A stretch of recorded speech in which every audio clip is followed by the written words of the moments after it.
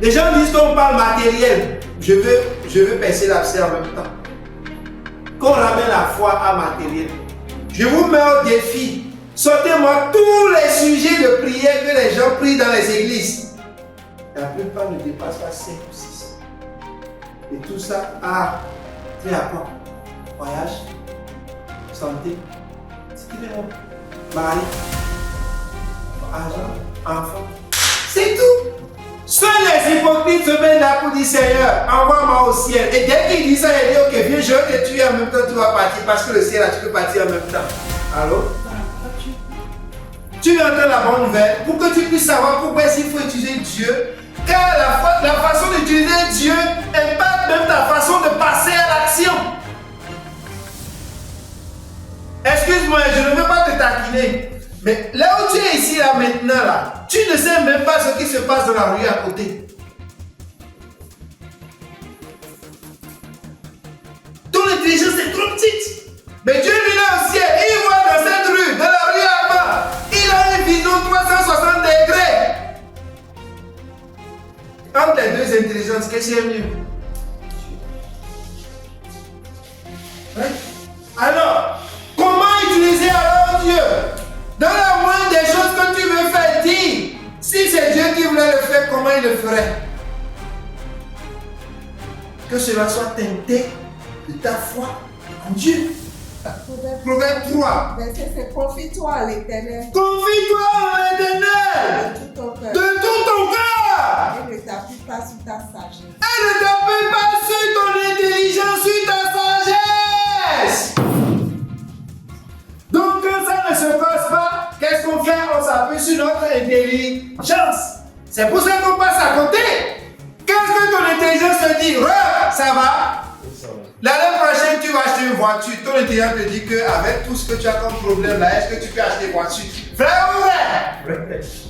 Outil, confie-toi à l'Éternel de toutes tes forces. Ce que ça me dit, parce que tu t'es confié de toutes tes forces, ce que tu ne peux pas faire, tu sors et tu passes à l'action. Dis, je passe à l'action. Quelqu'un là? Tu te confies de toutes tes forces et tu passes à l'action. Quelqu'un là? Excuse-moi, je ne veux pas te taquiner. Mais là où tu es ici, là, maintenant, là, tu ne sais même pas ce qui se passe dans la rue à côté. Ton intelligence est trop petite. Mais Dieu lui là au ciel, il voit dans cette rue, dans la rue à bas, il a une vision 360 degrés. Entre les deux intelligences, qu'est-ce qui est mieux? Hein?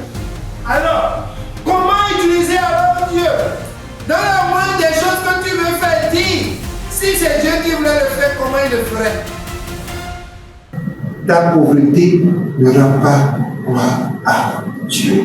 Ta situation ne rend pas gloire à Dieu. Pourquoi? Parce que tu as oublié d'utiliser Dieu. Parce que tu veux utiliser ton intelligence. Je le répète, ça ne m'intéresse pas de savoir que ton Dieu est grand ou pas. Ça ne m'intéresse pas de savoir que tu es dans une belle église, que tu es enfant de tel prophète ou de telle église ou pas. Ce qui m'intéresse, le fait que tu es dans cette église-là, qu'est-ce que ça te rapporte? Montre-moi, ça ne m'intéresse pas que tu sois chrétien, montre-moi ce que ça te rapporte d'être chrétien. Quelqu'un qui a de l'argent et qui ne l'utilise pas, comment on peut savoir qu'il a l'argent? Et tu as 10 000 sur toi. Ok? L'argent que tu as, c'est un peu de papier.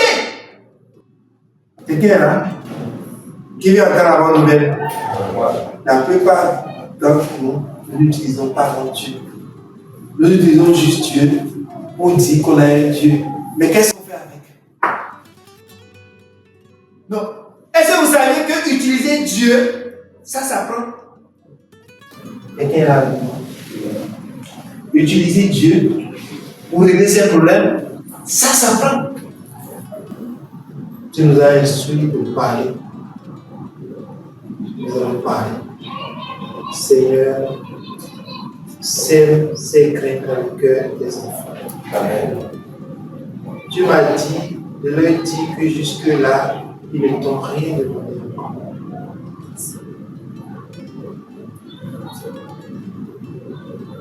Seigneur, apprends-nous à t'utiliser au quotidien. Amen.